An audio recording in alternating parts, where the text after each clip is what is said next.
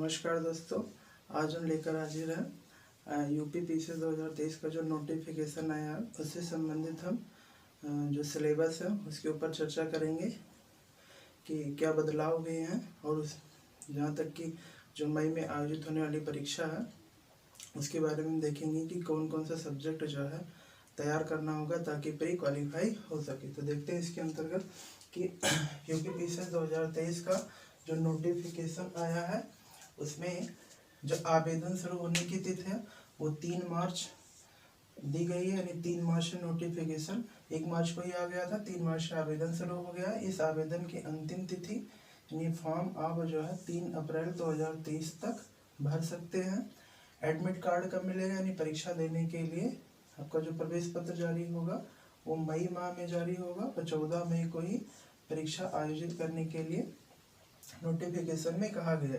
इस बार UP PCS 2023 के अंतर्गत जो कुल पद हैं वो 173 हैं, लेकिन ये एग्जाम होते होते ये बढ़ करके लगभग 300 होने के चांस हैं, क्योंकि पिछली वर्षों में भी ये देखा गया है कि नोटिफिकेशन के समय जितने पद होते हैं परीक्षा आयोजित होने तक उन पदों की संख्या में वृद्धि हो जाती है।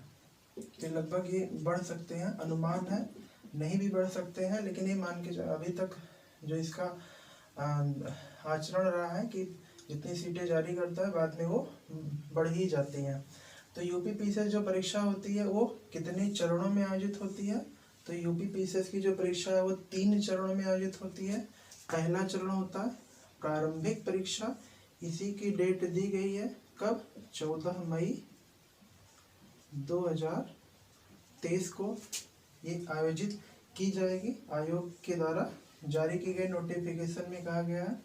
फिर जो प्रारंभिक परीक्षा को क्वालिफाई करेंगे वो फिर शामिल होंगे अगली मुख्य परीक्षा में, और जो मुख्य परीक्षा को क्वालिफाई कर ले जाएंगे वो साक्षात्कार के लिए बुलाए जाएंगे। तो यहाँ पे हम देखते हैं कि जो प्रारंभिक परीक्षा आयोजित करवाई जाएगी उसमें कितने पेपर होंगे। तो प्रारंभिक परीक्षा में 2 पेपर होंगे, एक होगा जीएस फर्स्ट और एक होगा जीएस सेकंड। इसे कहा जाता है सी सैट के नाम से भी जाना जाता है, यानी जीएस सेकंड को सी सैट भी कहा जाता है। जीएस फर्स्ट में कुल प्रश्नों की संख्या कितनी होगी? तो 150, और कितने नंबर का होगा?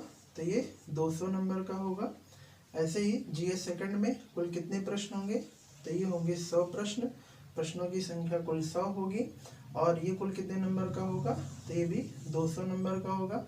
ध्यान रहे कि प्रारंभिक परीक्षा की जो मेरिट होगी वो केवल जीएस फर्स्ट के ऊपर आधारित होती है, और ये जो जीएस सेकंड होता है ये क्वालिफाइंग होता है, यानी 33% लाना अनिवार्य। यदि 33% नहीं लाए तो फिर आप मेरिट में नहीं आ पाएंगे। तो सी सैट में ज़्यादा नंबर लाने जैसी बात नहीं, सिर्फ आपको 33% नंबर ही लाना है, यानी 100 प्रश्न में कम से कम आपको 33 प्रश्न सही करना अनिवार्य है। अगर हम देखें मुख्य परीक्षा में तो पहले का जो पैटर्न था और अब इस बार जो है कुछ बदलाव किया गया। तो मुख्य परीक्षा में पहला पेपर हमारा होता था हिंदी, और हिंदी कितने अंक का होता था? 150 अंकों का। अभी भी वही होगा, हिंदी का पेपर में कोई बदलाव नहीं किया गया है। फिर होगा दूसरा पेपर होगा निबंध, ये भी कितने का होगा? भी 150 अंकों का होगा, ये भी पुराने की तरह यथावत रखा गया है। फिर जीएस के 4 पेपर होंगे, GS first, GS second, GS third और जीएस फोर्थ। 4 पेपर होंगे, प्रत्येक 200 अंकों का होगा। और जो नए बदलाव किए गए हैं इन 2 पेपर में, पहले क्या था, इन 2 पेपर की तरह पे वैकल्पिक विषय रखा गया था कि कोई भी प्रतियोगी छात्र कोई एक वैकल्पिक विषय चुनेगा और उसमें 2 पेपर उसे देने होंगे। लेकिन अब वैकल्पिक विषय को हटा के क्या कर दिया गया है, यूपी स्पेशल फर्स्ट पेपर और यूपी स्पेशल सेकंड पेपर। इसके बारे में नोटिफिकेशन में कहा गया कि आने वाले कुछ समय में विस्तृत ब्यौरा दिया जाएगा, लेकिन अभी खाली इन्होंने क्या किया है, वैकल्पिक विषय को हटा करके यूपी स्पेशल के 2 पेपर लगा देंगे पहले से। अब ये जो मुख्य परीक्षा का नया नोटिफिकेशन है पहले की अपेक्षा ज़्यादा सही है, क्योंकि पहले स्केलिंग वाली प्रॉब्लम होती थी। अब ये इस समस्या को दूर करने के लिए यूपी स्पेशल ला दिया गया, यानी अब जो भी स्टूडेंट यूपी पीसीएस की तैयारी करेंगे अब उन्हें यूपी के बारे में स्पेशल रूप से गहन अध्ययन करना होगा, तभी वो पीसे जैसी मुख्य परीक्षा को क्वालिफाई कर पाएंगे। इस प्रकार देखें तो जो मुख्य परीक्षा का कुल प्राप्तांक है, यानी कुल जो पूर्णांक है वो कितना है, ये है 1500 अंकों का कुल प्राप्तांक। 1500 अंकों का 2, 2, 4, 2, 6, 2, 8, 2, 10, 2, 12 और 3 1500 अंक का है, क्या है, मेंस परीक्षा है। और साक्षात्कार में 100 अंक मिलेंगे, यानी कुल जो पूर्णांक है, कुल पूर्णांक आपका कितना हो गया, एग्जाम क्वालिफाई करने के लिए कुल 1600 अंक हो गए। इस 1600 अंक में जो 900 के आसपास, 900 के लगभग जो प्राप्त कर लेगा उसके लिए एक पोस्ट फिक्स हो जाएगी अच्छी वाली, यानी इस 1600 के पूर्णांक में लगभग जो 900 के आसपास की मेरिट रहती है। 900 के थोड़ा 10, 15, 20 अंक नीचे भी छोटे मोटे पोस्ट मिल जाते हैं, लेकिन 900 अंक पाने वाला एक ठीक ठाक पोस्ट ले आता है। जो 900 के ऊपर जाती है, यानी 940, 950 तक एसडीएम की पोस्ट भी मिल जाती है। अब हमें देखना है कि प्रारंभिक परीक्षा में पूछे गए जाते हैं, उसे क्वालिफाई करने के लिए करना क्या होगा।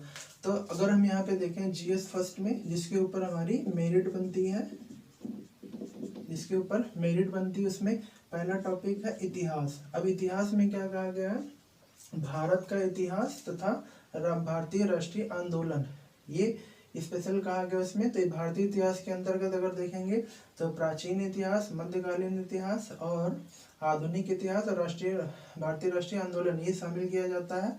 और इसमें प्रश्नों की संख्या कितनी होगी, लगभग 20 से 25 प्रश्न इतिहास से पूछे जाते हैं। भूगोल में देखा जाए तो भारत का भूगोल तथा विश्व का भूगोल, सामाजिक, आर्थिक, राजनैतिक भूगोल से संबंधित सारे क्वेश्चन पूछे जाते हैं। तो इसमें प्रश्नों की संख्या कितनी होगी, तो ये होगी 18 से 20 प्रश्न भूगोल में पूछे जाते हैं। फिर अगला जो महत्वपूर्ण टॉपिक है ये है पर्यावरण का।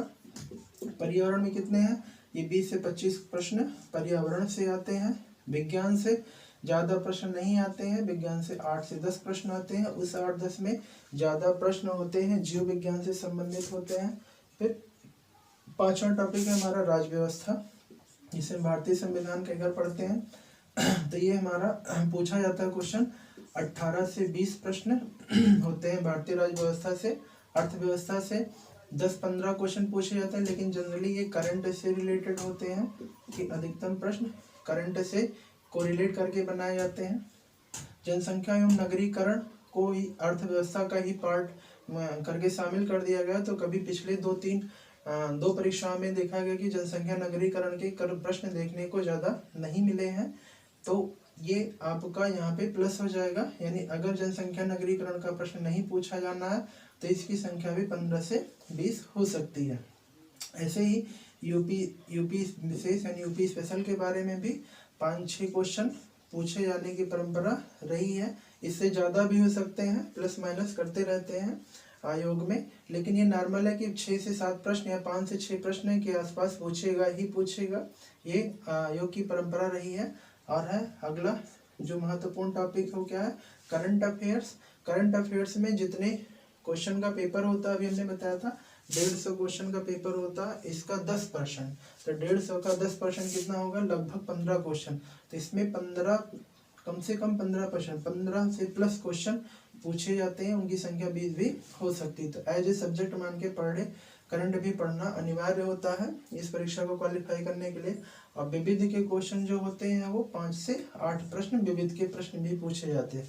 तो जो मेरिट बनती है प्री क्वालिफाई करने के लिए वो इसी तरह से है। जो कोर सब्जेक्ट हैं वो सारे के सारे यही है, यही पूछे जाते हैं, इसी से प्रश्न पेपर में छपते हैं और यही तैयार करके लोग क्वालिफाई करते हैं। तो इस जो लोग तैयारी करना चाहते हैं वो इससे संबंधित किताबें जो है खरीद करके और पढ़ना शुरू कर दें। यदि आपको किताब के बारे में भी लिस्ट चाहिएगा तो कमेंट सेक्शन में बताइएगा, फिर एक सेशन बनाएंगे किताब के लिए भी, उसको कैसे पढ़ना है। अगर हम देखें जीएस सेकंड का पेपर कैसे है, तो जीएस सेकंड जिसे हम सी साइट कहते हैं, तो सी साइट में क्या होगा, एक गणित का सेक्शन है, ये है 10th क्लास के लेवल का होगा गणित, कौन सा उसमें शामिल है, अंक गणित, बीज गणित, रेखा गणित और सांख्यिकी। तो ये पूरा गणित का पोर्शन है। फिर है जनरल इंग्लिश, यानी जनरल इंग्लिश भी किस क्लास तक की पूछी जाएगी, 10th क्लास लेवल की होगी। फिर है सामान्य हिंदी, सामान्य हिंदी को भी क्लास 10th लेवल का दिया गया है कि क्लास 10th लेवल तक की हिंदी भी आपको पढ़नी होगी।